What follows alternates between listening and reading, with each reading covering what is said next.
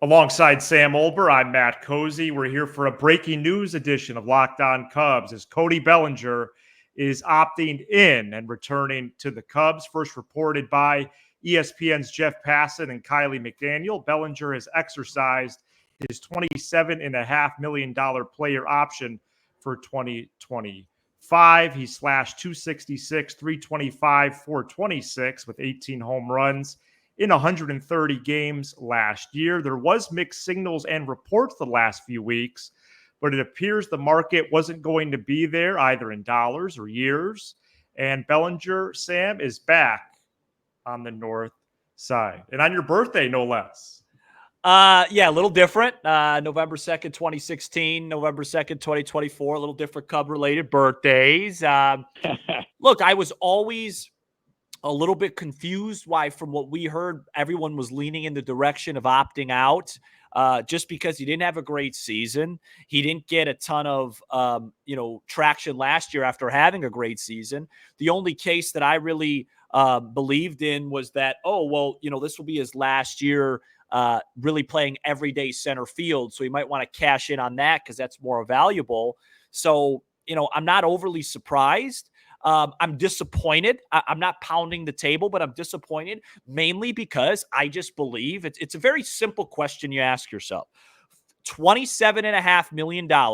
Would you rather have Cody Bellinger or what's behind the mystery door? Right?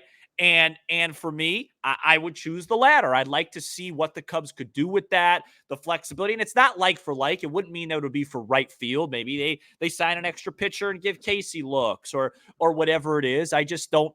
I just wanted the Cubs to be able to make some moves to make this team better, which they still can do. This doesn't put handcuffs behind their back in terms of free agency or trades. It just makes it a little bit harder because we know they're on a tight budget, which we're going to talk about. And, so they got to get more creative with this. And look, Matt, you look around, like as of right now, the Cubs team is locked in. Yeah. The only debate would be if someone starts ahead of Amaya. We know third, we know short, we know second, we know first, we know right, we know center, left, and DH. The whole starting nine. Yep. Yeah, it's weird because right now there's a totally different energy around this. Last offseason, there was an overwhelming response about him returning. Yep. And now there was the overwhelming response of wanting him to opt out to see what the Cubs can do with added flexibility. As it stands now, this includes ARB projections. The Cubs have about $43 million to the first luxury tax threshold. That's updated with Bellinger now opting in per Fangraphs. That 43 M's there definitely leaves room to make nice additions that they need to do at starting pitcher, in the bullpen, at catcher, in free agency or trade. But again, is there room to add an impact bat who hits the ball over the fence? And that is the question that still looms. It needs to be answered by Jed Hoyer in the front office in the next 3 months. I don't think they're going to trade Bellinger now that he opted in. I think that's really unlikely. Well, yeah, I don't know the value. So I see two options, Sam. One, he plays right field. Yep. Two, he plays first base. And I really think this increases the question marks about Michael Busch, Isaac Paredes, and to a lesser extent, because of his injury, Nico Horner. You can still move some of the puzzle pieces to sign an Alonso or a Santander or make a trade. But this does hamper with their flexibility a little bit. Did the Cubs bring back a good player today? Yes. Is there a chance that Bellinger gets back to 23 levels and then some? That would be great. But there's still more questions to be answered moving forward. Agree. And if they did trade him, I could see it being a deadline thing. In the summer. I would be surprised. I don't know the value in that unless the team really felt strongly about it. Because you would need to eat money. That would be irresponsible. I've said for a while, I think the only team that really makes sense that really should go for Bellinger would be the Yankees because of the dimensions at that park are just perfect for him. But yeah, I agree with everything you said. And like, look, it's not a, oh my gosh sort of thing, but it's like, all right, well, this does take, like, for example, not that we had any chance at Juan Soto, but now financially, like, There's no way because of the Ricketts thing, like because of the first tier threshold thing. Right.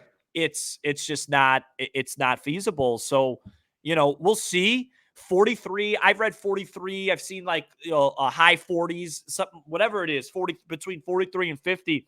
That sounds like a lot. It's not that much before the first threshold. Think about it. Let's say you give Max Fried 23, 24.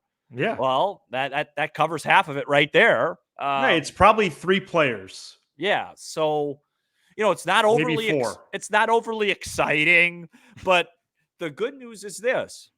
It's also not guaranteed that Cody Bellinger is going to be mediocre again next year. Maybe he figures something out. I mean, I think he's the guy on the team that's most impacted by ballpark. So if Wrigley's a little bit more friendly next year, maybe he'll hit some more home runs, and maybe he'll lead. And a lot of these things, like, you don't know what goes into it. Like, one of the red flags for me when I was thinking he was going to opt out, I'm like, man, the third straight year he's going to not know where he's going to be until like February again. Don't you want some sort of consistency and just be done with that? Like, that could have played a part in it. So, Jed's going to have to get really creative. He's going to be trying to save his job. I think the Cubs are still going to make moves. I do think something will come that really surprises us. The purpose of this video, the purpose of the Bellinger thing is just that this $27 million, it just limits some flexibility. That's all it does. And if I say flexibility one more time, I'd like to move on with my Saturday. Well, or maybe do some yoga or something. Yeah. All right. So what will the Cubs do moving forward? How does this limit them? What does this open up in terms of trade possibilities? We'll answer all of that coming up this week, including some more discussion on the financial side. 25th birthday. We keep, having this measuring stick of the first luxury tax threshold, which is 241 M's this coming year. Well, why is that? And so we're going to continue to explore that moving forward. But if anyone has any answers, let us know. Yeah, you could maybe be a part of an investigative piece here on the show. For now, Cody Bellinger opts in, and we're going to opt out of this bonus episode. He's Sam Olber. I'm Matt Cozy. This is Locked On Cubs.